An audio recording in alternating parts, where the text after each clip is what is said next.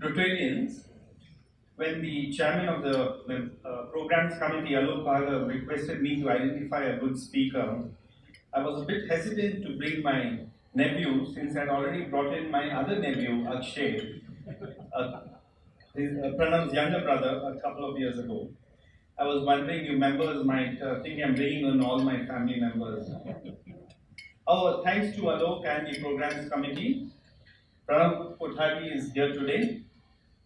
He has flown in just for the event and will be returning back to Bangalore after this meeting. Pranav graduated from Georgia Tech and then secured an MBA from the Harvard Business School. He has had work experience with the Boston Consulting Group and also a private equity player. He left all this and many more offers to come back to India. He could have worked with any one of them, or could have joined a startup to play the valuations game, or could have taken control of his family business. But he opted out of the rat race to improve education for the underprivileged and also help reach out to the students of rural India who otherwise would not be having access to the tools they give them. He travels very often deep into the heartland of India and visits government schools in large urban areas to ensure that education system improves. Educational Initiatives is a remarkable 20-year-old company which deserves being called a quasi-NGO since it does much to raise the bar of educational efficacy. They have a unique revenue model which banks on government funds, CSR funds, by large corporates who recognize the good work they do, and also paid customers in leading schools of the country. I asked him a few years ago as to why not pursue a career for monetary gains,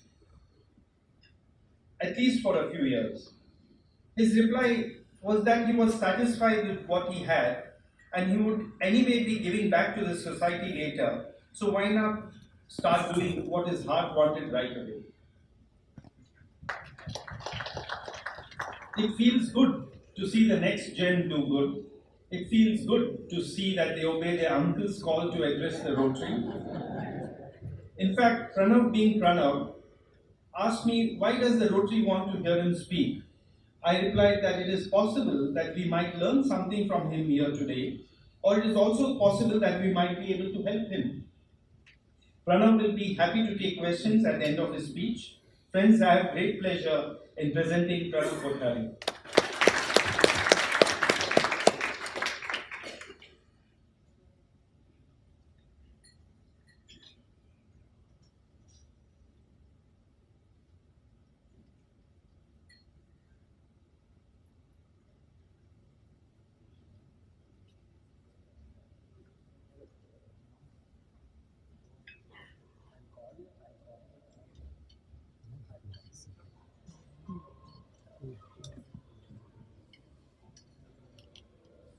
India, in terms of education, is behind its global counterparts. Also, there exists a gap in education which needs to be bridged.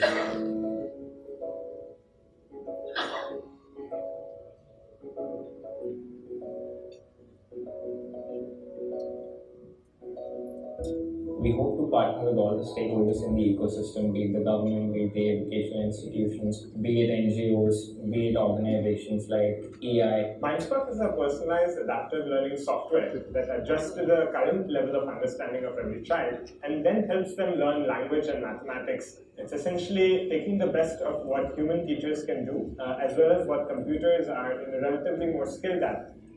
Our CSR program is focused on education. It is called PMD Shiksha. We've been doing this program for the last 12 years. The government has also come up with a lot of initiatives in Rajasthan to help and support education for the underprivileged children, for schools which are in remote areas of the state. And we want to play an active role in the state's growth there. यहाँ के जो बच्चे हैं tribal belt के बच्चे जिनके लिए mathematics teach करना बहुत बड़ा टफ काम है क्योंकि जिस चीज़ को टीचर पढ़ना चाहता है उसका बेसिक्स बच्चे के पास में नहीं है। माइंडस्पार्क में जब बच्चा बैठता है तो बिल्कुल हम डेली ऑब्जर्व कर रहे हैं, उस क्वेश्चंस को देख रहा है, बहुत अच्छी तरह देखता है। देखने के बाद उसमें रीजनिंग डेवलप होती है, सोचने की उसकी एक आदत बन रही है। यहाँ ट्राइबल एरिया में, रिमोट एरिया में बच्चों में मैथ्स के और इंग्लिश जैसे सब्जेक्ट में हमेशा एक डर रहता है, ये बहुत कठिन सब्जेक्ट है।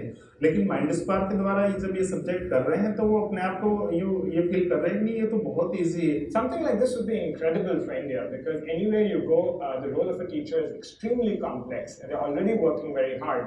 And MindSpark would help, improve the effectiveness, the efficacy of what they're doing, so that learning outcomes amongst children can rise. कोई भी गलती हो जाती है तो उसमें पूरा माइंड स्पार्क में पूरा बताता है कि आपने कहाँ गलती की, कैसे की, तो इसको कैसे सुधारा जा सकता है।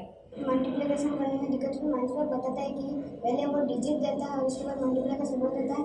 जैसे मैं रॉन्ग आंसर करता हूँ वो सही आंसर सॉल्व करके दिखाता है और इसके बाद मुझे समझ में आ गया कि मल्टीप्लाई ऐसे करना है। माइंड स्पार्क जो काम कर रहा है उससे को देख करके हम पता लगा सकते हैं कि बच्चा कहाँ अपने आप को प्रॉब्लम फील कर रहा है, कहाँ प्रॉब्लम आ रही है, कौन सी प्रॉब्लम सोल्व नहीं कर पा रहा है, क्यों नहीं कर पा रहा है। अकॉर्डिंग इसके क्लास में जाकर के टीचर उस बच्चे के साथ वर्क करता है और उस बच्चों को इम्प्रूव कराने के लिए हम प्रयास करते हैं और इससे निश्चित तौर से हमारे मैथ्स और हिंदी में काफ़ी इम्प्रूवमेंट हुआ है। अभी आप देख रहे होंगे हर स्टूडेंट के पास में क्वेश्चंस अलग अलग हैं, सबका डिफिकल्टी लेवल अलग अलग है, वो उसके अपने लेवल के अकॉर्डिंग उस क्वेश्चन को सॉल्व कर रहा है। क्लास में हम क्या होता है डिफरेंट लेवल के स्टूडेंट को एक साथ ट्रीट नहीं कर पाते। If we can crack this, this could be the most transformational thing in Indian education. You could have for the first time an entire cohort of kids who are coming through the primary school system, who might reach class 3 with zero learning deficits because they have been taught at the right level and the foundations would have been built even before they start falling behind. Technology cannot replace the human element in the entire ecosystem. It can help to amplify and scale it up, which is why we think that MindSpark is a great initiative and we look forward to some great results. PNG has been very open in terms of how this money. Hello, good afternoon, everyone. I will just stand here, if that's okay. I think that you might.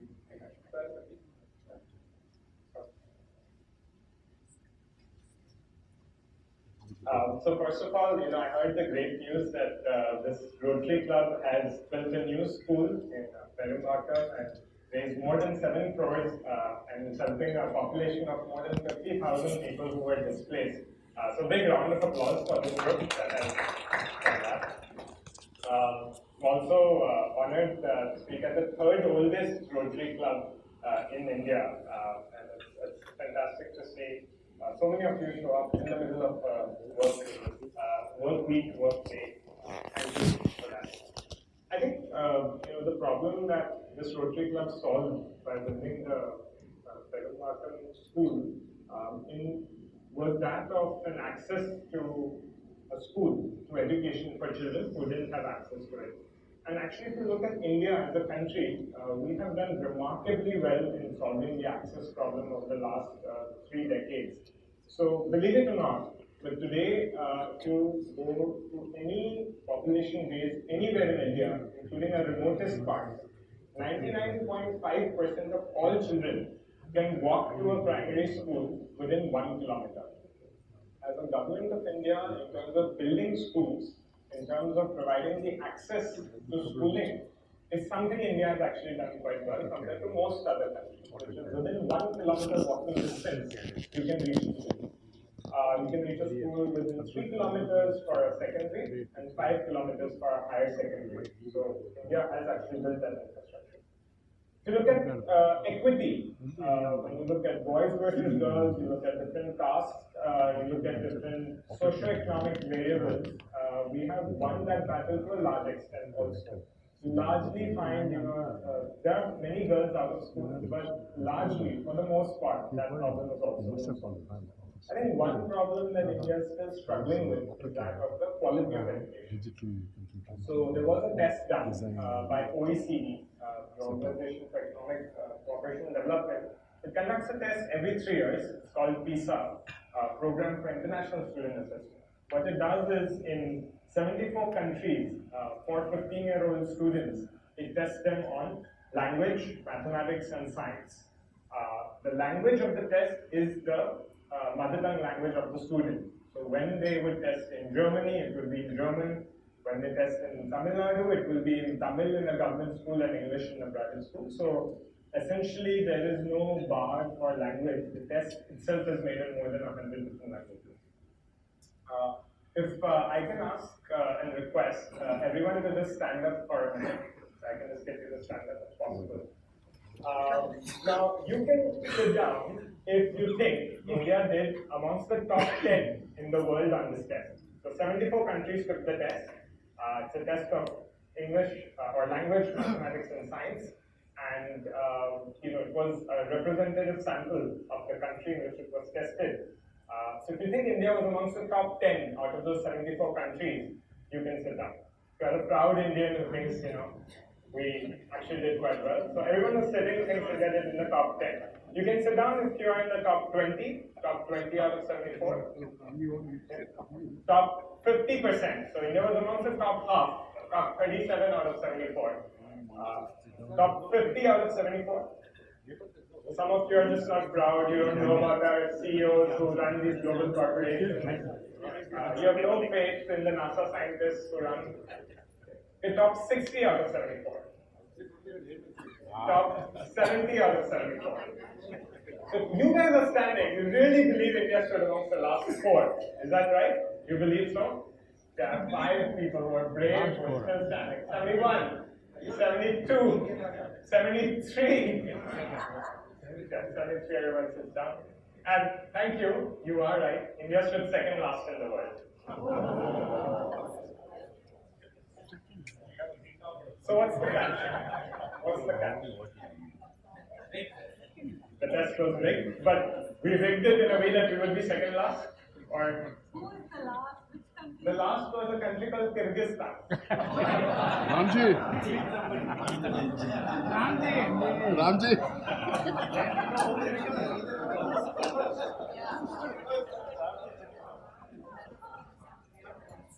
And India actually cheated, right? So this test has been done from 1960s. India didn't take it. First time we took it was 2012. And what we did was we thought of the 2 best states in the country who would sort of get us a good rank. And what were those 2 states? Tamil Nadu and Himachal is what India fielded. Right? So talking about cricket, we put our 2 best batsmen. And we stood second last. It was the front page headlines for 3 days in a row, to the extent that India decided to never take the test again. Because if the result is poor, why play that? Thankfully, India, after a hiatus of 9 years, has decided to take it in 2021. And this time, it has fielded only Chandigarh.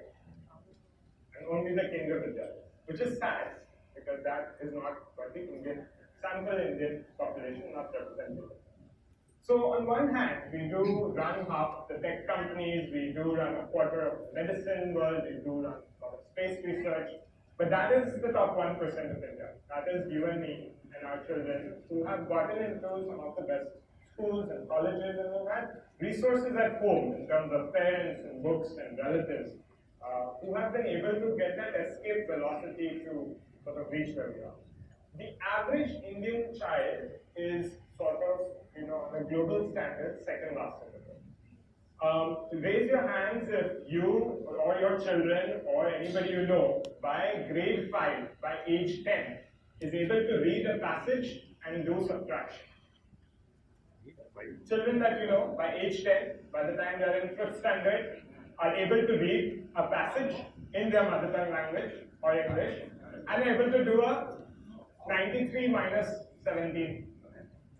100% of the people, half of India cannot do.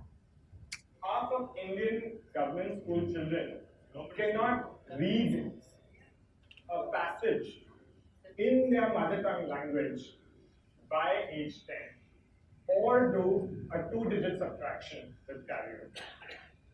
So while India has solved the access problem by building a school within 1 kilometer, while India has relatively solved the equity problem by sort of ensuring all representative populations come to school, India is way behind in terms of quality. I think that's what this Rotary group can really do. All of you are in powers of influence, money, and you have had several careers. This Rotary Club and other groups, in the city, whether it be the Round Table, whether it be other groups, have actually done work in education primarily from an infrastructure building perspective. And there are cases where it was necessary, like in Turkey. So my request of this group is to think beyond. What next? Right? How do we get these children to read and do basic math? Because no matter what 21st century jobs will be out there, this is something that they will need to do. They will be able to read a new passage that's not been seen before and do that. So you think about inputs, whether it be shoes or uniforms or textbooks. Think about some outputs where even teachers are coming and teaching. But if you look at outcomes, right, whether children are able to do some of these things, we're far behind. So as this group thinks about its strategy for the next year and for the next decade, potentially consider how do we move from inputs to learning outcomes. So that is something that as a society, whether we like it or not, these children will be our neighbors. And if they aren't self-educated, we're essentially going to be on the path of social unrest. And I think that's going to be very important. The other thing is, there has been a lot of talk about technology in education. It ranges from people putting a smart class, which looks like a projector. There are sometimes tablets that are given out. There are a lot of promise on the use of technology in schools. However, there are also 20 rigorous randomized controlled trials done by JPAL and others that show that technology, when it's just a hardware play, has had zero impact on learning. So there was a one laptop per child policy in Peru. They did something in Hungary. India has done a fair bit as well. But what they found is that when it comes to through a pre-test and a post-test, when you measure learning, none of these technologies had an impact. And that is primarily because it's been a hardware giveaway. So I'm just giving away a laptop to a child, hoping magically that would help in learning. It turns out it doesn't. Right? So technology has had a lot of promise, but there's still a big gap between whether or not it's actually making an impact. Now, there are some rare cases where technology has helped, and those are under 4 conditions. Just so that it helps you remember, let's call it the ABCD framework. So A is essentially if the technology is adaptive, right? If the technology is helping a child learn at where their current knowledge state is. The challenge with a projector or a TV or a satellite classroom is that all students have to be at that resonant frequency. Right now, even as I'm speaking, and there are about 150 of you, all of you have to listen to me in the same way I speak, at the same speed I speak, right? So it's not customized to any of you. So if technology is adaptive, where it detects what is your current level and helps you learn forward from there, which is what doctors do. Right? When was the last time doctors called all of us in the waiting room and wrote a common prescription?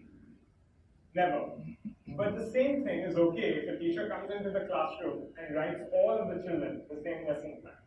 And why should that be the case? Even twins from the same household have very different learning styles. So if the technology can help adapt to a child's preferences, to the child's style, to the child's language, to the child's speed, those are cases where technology could potentially be helpful. Second point is B, based on research. So is this technology, is this software, is the video based on some research on why children sort of are not understanding?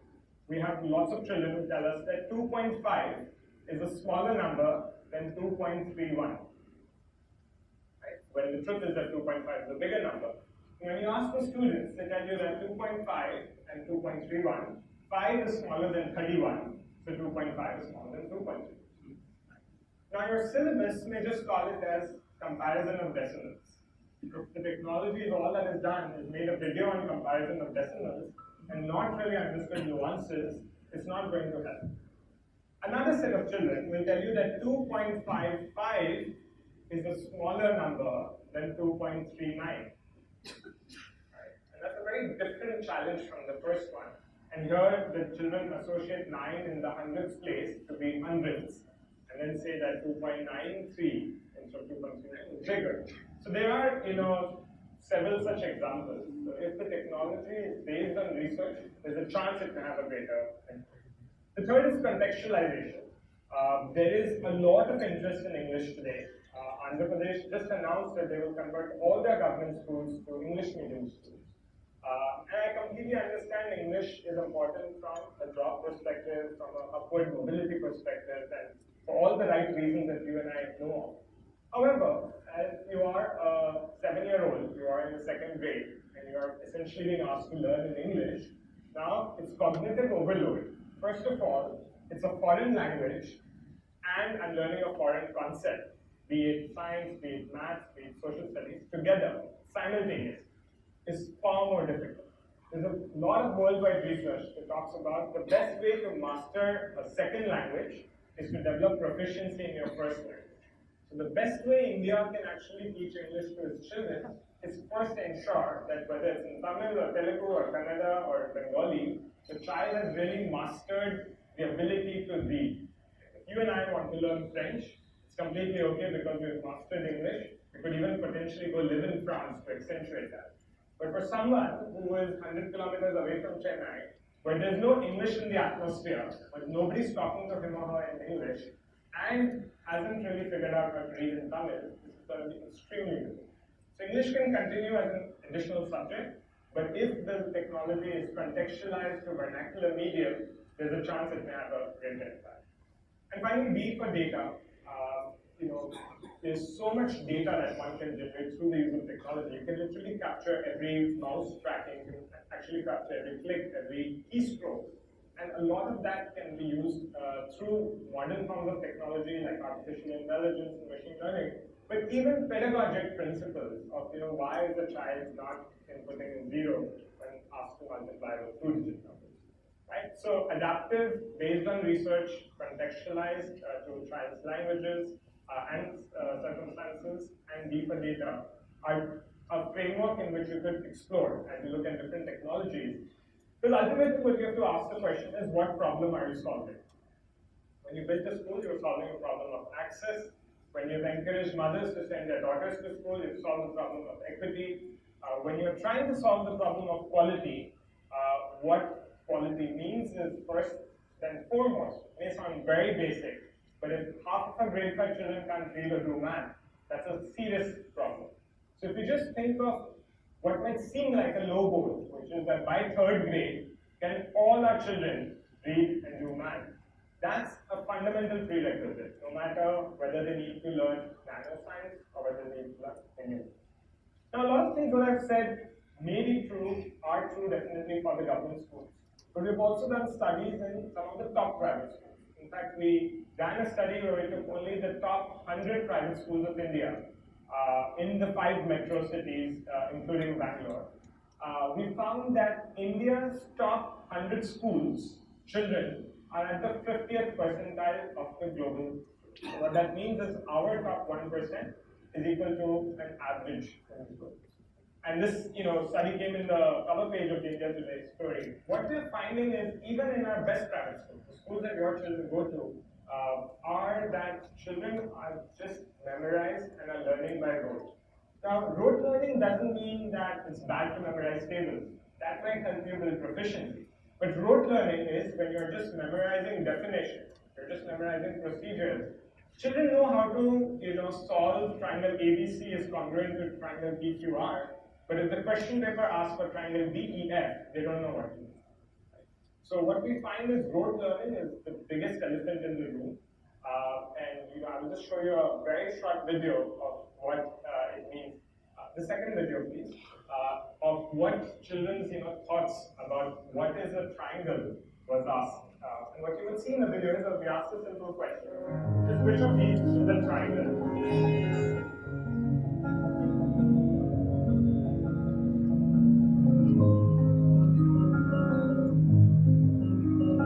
So because the round portion which is up, if you put it down, it can become a triangle.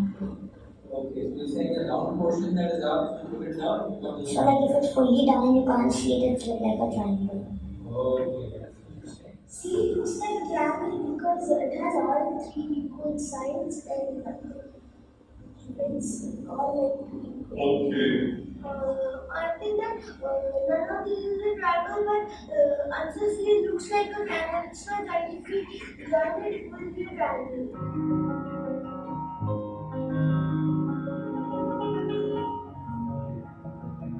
Because that the right side of the triangle is bit curved and the this side of the triangle is just straight.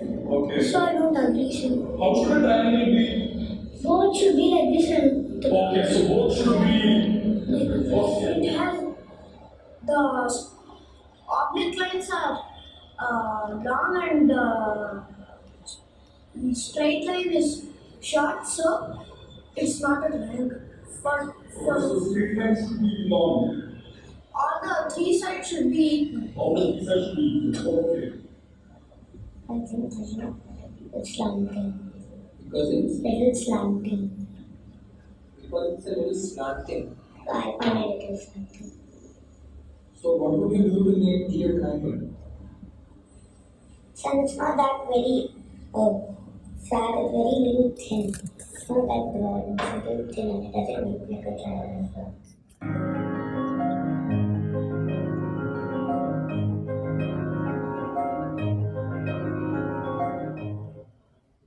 So even in some of our top private schools, there's such a deep sort of, and partly a lot of this is to blame for the exams and the quality of the questions in those exams, right? So if you look at any board exam paper, any state, Tamil Nadu or India or CBSE or ICM, you would find that the questions are checking for your ability to remember a fact, a number, a date, a name. Does not really check for whether you really understood the concept. And this is something that the founders of EI. The founders of EI are a group of three. One of them is from an IIT Madras. All three of them are IIM Ahmedabad 93 batch. And in '96, they actually left their careers and set up a school in Ahmedabad, called the Eklavya School.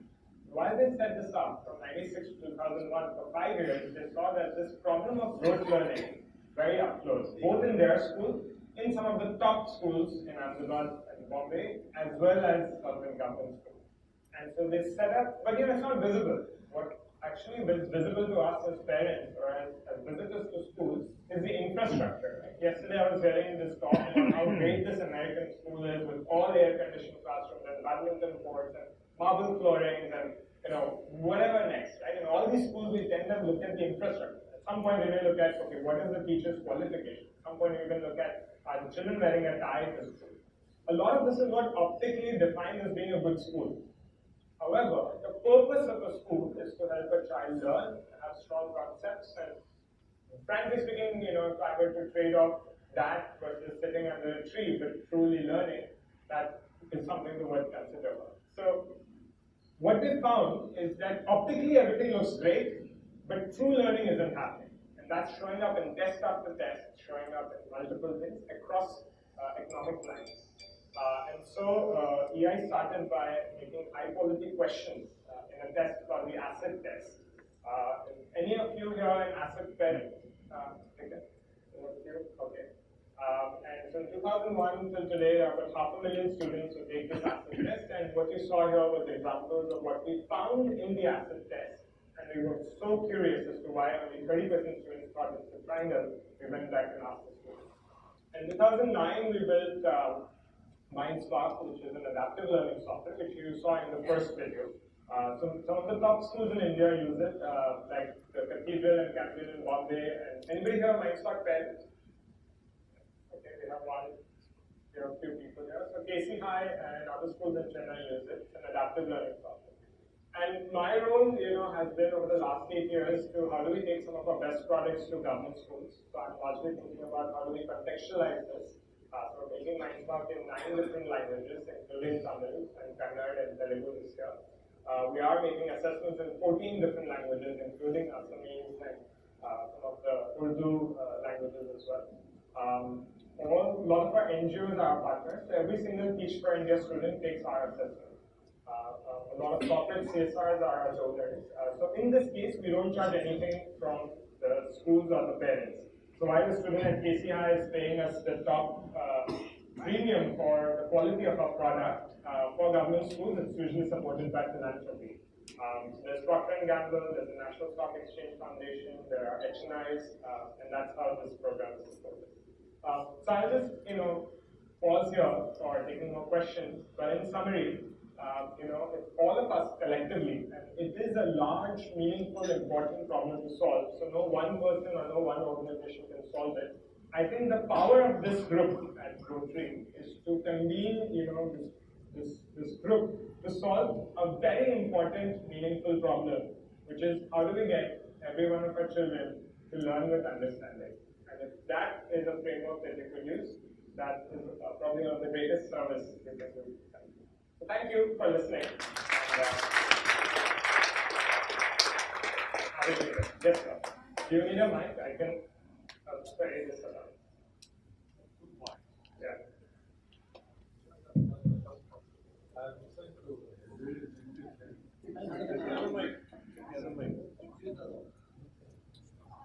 I've participated in several lectures during the group. So two things which you rightly emphasize.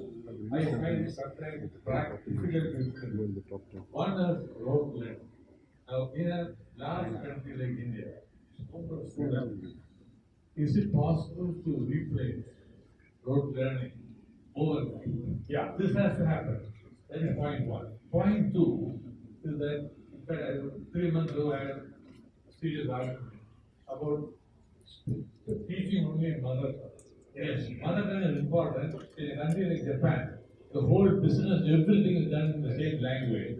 So even if English, most people go abroad using English.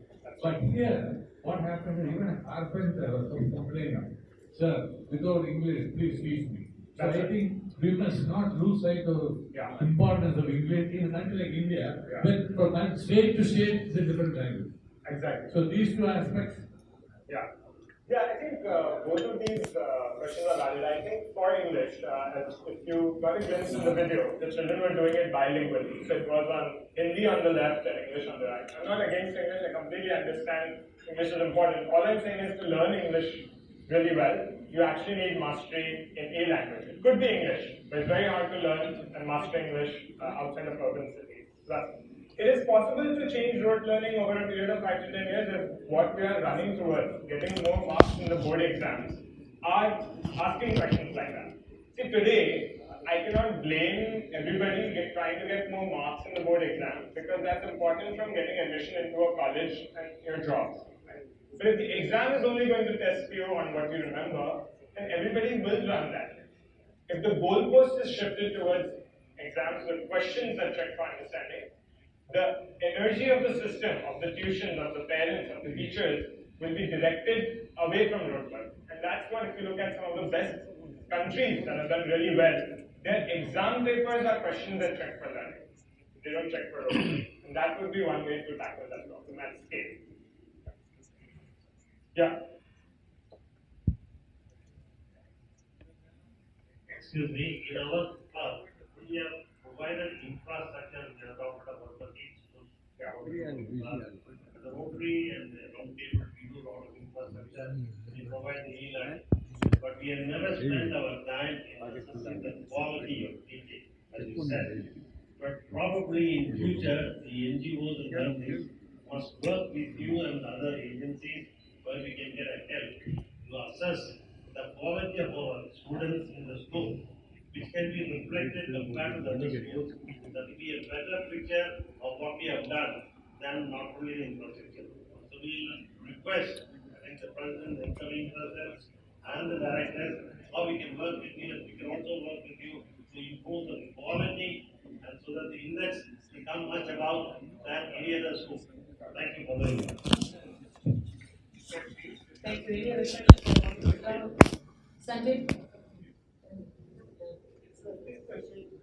In Andhra Pradesh, they wanted to bring in English compulsorily.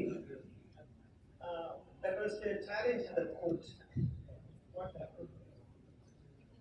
What happened? I know, but it was challenged in the court. And I thought children in the slums, for +1, +2, preparing them for the examinations.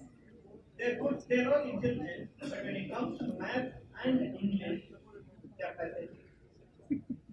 So I think I feel like everywhere there's a lot of potential in the children. Right? I think if you for a minute isolate and interact with some of these children that are in your school, you will find that there's a lot of potential. It's just what is the ecosystem support that we are providing to them?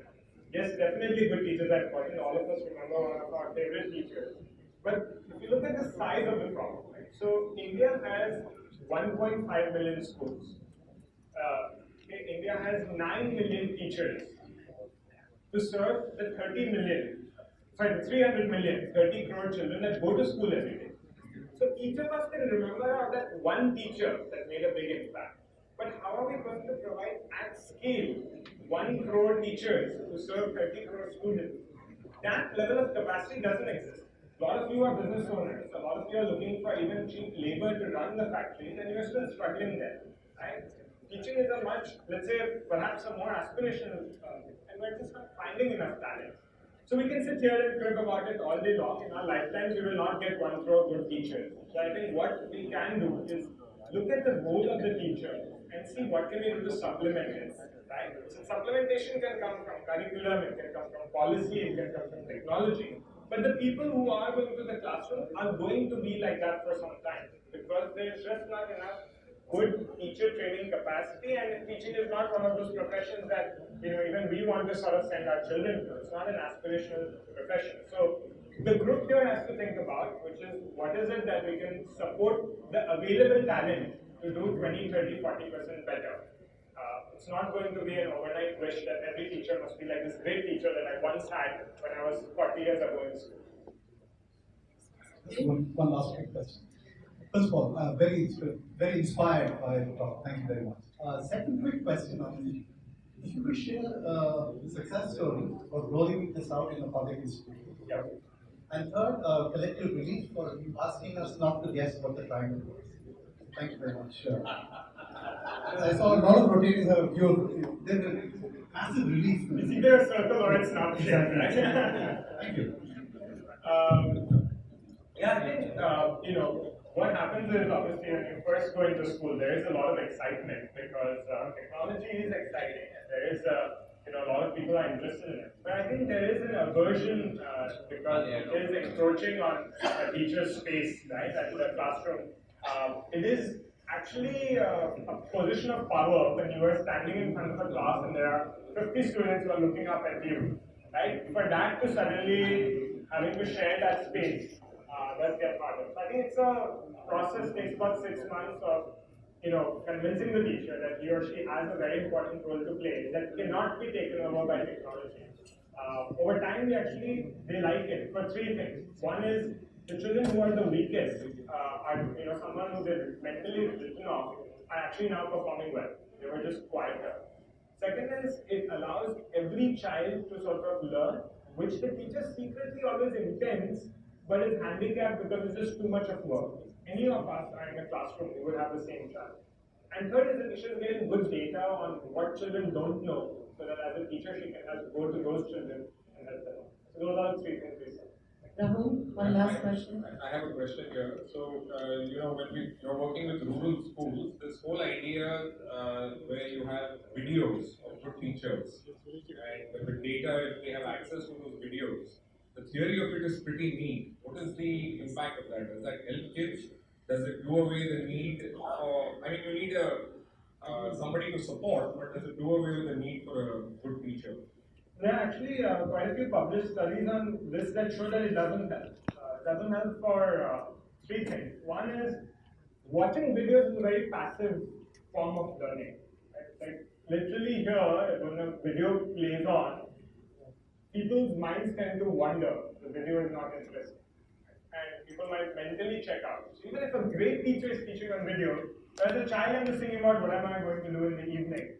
You would have measured that I showed a great video, but the child really learned nothing. Video is also the same for all. Why should all children watch a 4-minute video or a 30-minute video when some child can learn it in 2 minutes and some child needs a few hours? And the third challenge with videos is that it's not forcing the child to do something. If a child has to actually take out a rough notebook, do some work, enter an answer, and get feedback, it's far more engaging. So there are some very few cases where videos work, like perhaps science experiments that you cannot run at the last mile because those labs are expensive. And in some cases, for language learning, there are videos and animated stories with subtitles that actually make an impact. But just videos of great teachers teaching doesn't help for primary school. It may help, for adults, which is what we see with Udacity and Coursera and MOOCs. And that is a form where it is making an impact. But as a 7-year-old, if you put on a video of a great teacher, it's really going to have very little impact. That's the whole different ballgame which you're asking. If I see best practices of teachers doing some things, then it could help those adults who are teachers or wanting to be teachers, but you would have to very carefully curate this by saying, what is best about this teacher? There is no best teacher. There may be certain practices there.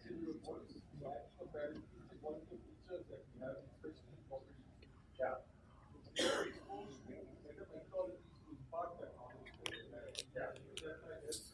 Yes. Thank you, Pranav. That was really very interesting and informative.